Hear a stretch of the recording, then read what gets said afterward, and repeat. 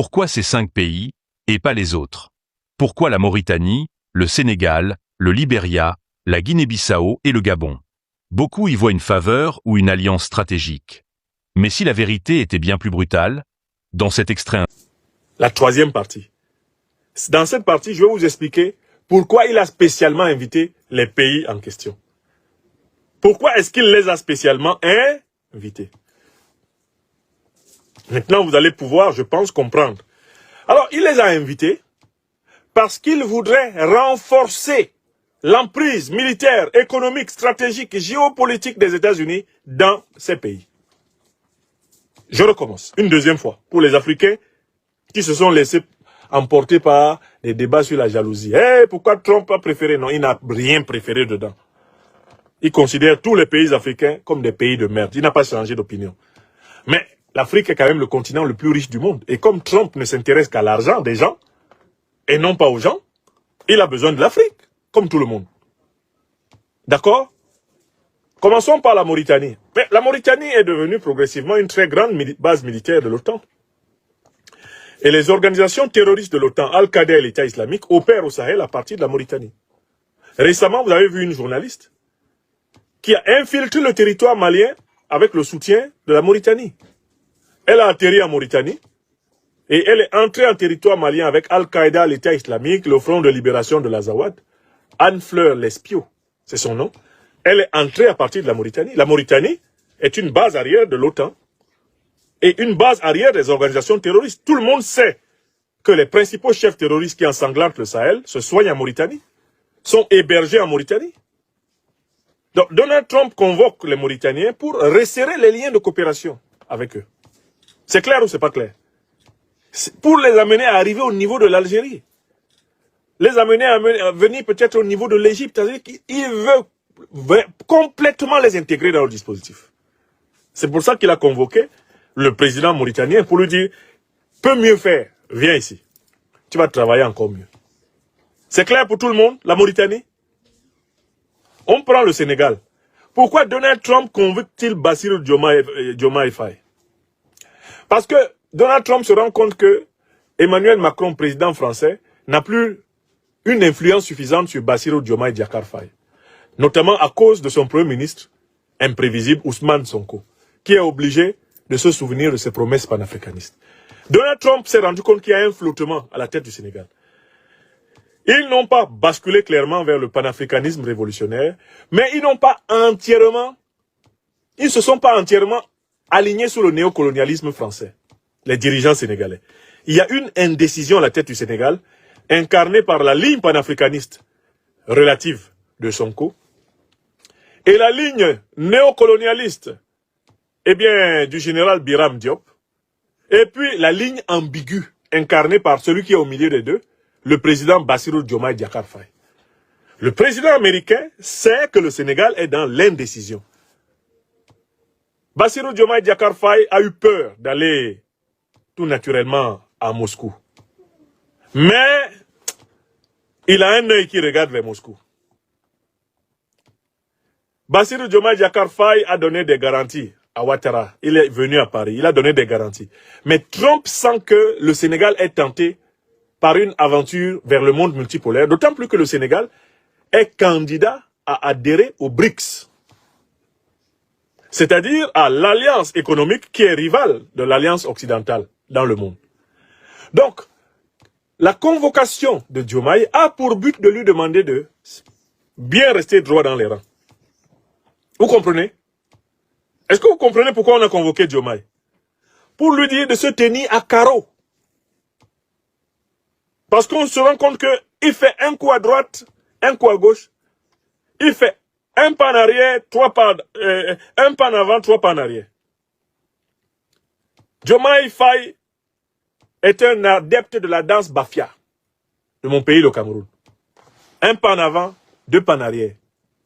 Un coup il est à gauche, un coup il est à droite. On ne sait pas où il va. On appelle ça, dans ma patrie adoptive de Côte d'Ivoire, la danse du blé. Blé, blé, blé, blé, blé, blé. Sonko et son acolyte Diomaye Faye sont des adeptes du blé. Ils dansent avec des feintes. Quand ils avancent, c'est pour mieux reculer. Et quand ils reculent, c'est pour mieux avancer. Ce qui fait que finalement, ils sont sur place. Donc, Trump fait venir le président sénégalais pour lui donner des instructions fermes. Et lui dit, j'ai l'impression que tu veux t'amuser à gagner à tous les râteliers, on ne joue pas avec moi. On continue les pays là. On prend le pays à côté du Sénégal, la Guinée-Bissau. N'avez-vous pas vu le jeu de Tantampion auquel ça donne Embalo Sissoko, le généralon de Bissau? Dès que Poutine convoque une réunion, Embalo Sissoko saute dans le premier avion. Même si c'est un parapluie qui peut le conduire dans le ciel, le voilà à Moscou. Camarades, je suis sorti d'une Lupanaro pour venir à la rencontre de votre grande excellence, présidente Poutine, parce que la Guinée-Bissau et la Russie ont des bonnes relations. Dès qu'il a fini, il saute dans un avion, il va à Paris. Président Macron, je suis à votre service. Vous savez, Embalo est un garçon obéissant. Son comportement là, son djandjouya politique là, gauche-droite, gauche-droite, gauche-droite, son comportement d'essuie-glace là, c'est à cause de ça que Trump le convoque. Pour lui dire que, mais, Embalo, tu es avec nous ou tu es contre nous? 1, 2, 3, il y a une réunion à Moscou, tu vas. 1, 2, 3, il y a une réunion à Paris, tu vas. 1, 2, 3, il y a une réunion à Washington, te voilà. Tu veux jouer avec moi? Il est convoqué pour clarifier sa position. Parce que Donald Trump est redoutable en affaires. Il est redoutable en affaires.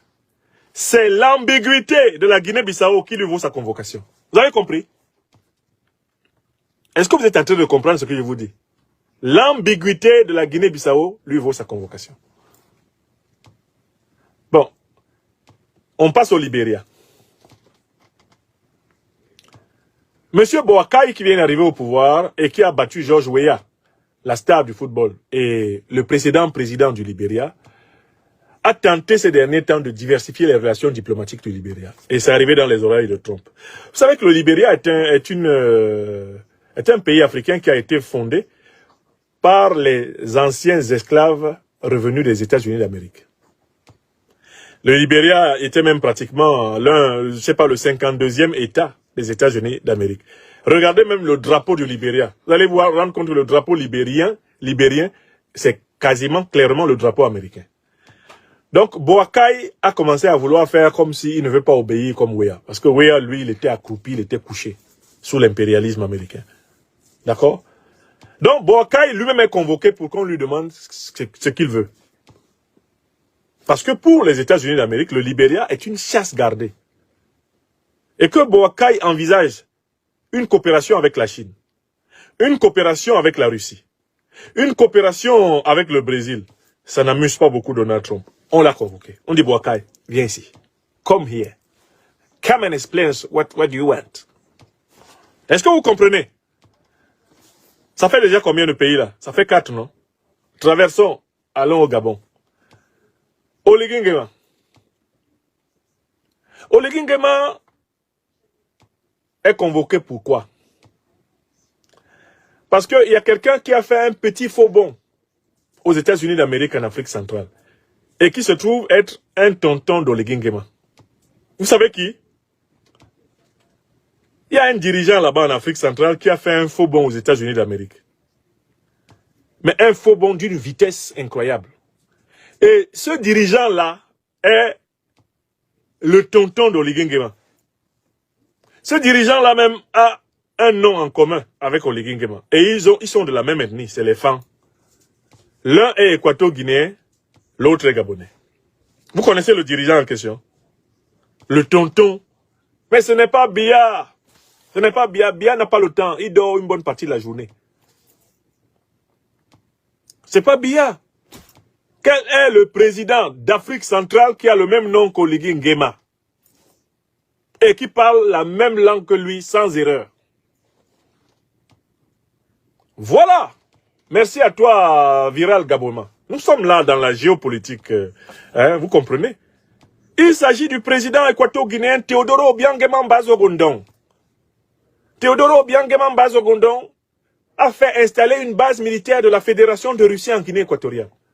Et ça, on a entendu à Washington, ils ont plié un doigt comme ça. Ils ont plié un doigt quand il a fait ça. Teodoro Obiangema Bazovondong a fait installer une base d'instructeurs militaires russes en Guinée équatoriale. Or, Donald Trump a observé que 1, 2, 3, Oligui traverse la frontière pour aller voir son papa Obiang. Oligui s'appelle comment? Oligui Ngema. Obiang s'appelle comment? Obiang Ngema. Vous pensez que quand ils se rencontrent, ils parlent en français? Ils posent le français à côté. Et à peu pas, Maïwo, Menemon, Menemonangema, Onengema, Menengema. Et à peu pas, Ça fait trop pitié. Vous l'avez compris, ce n'était pas une invitation honorifique, mais un coup de pression. Ces 5 pays sont dans la ligne de mire de Washington, pas pour leurs performances, mais pour leurs hésitations. Franklin Nyamsi nous rappelle ici une vérité fondamentale. En géopolitique, l'ambiguïté se paie cash.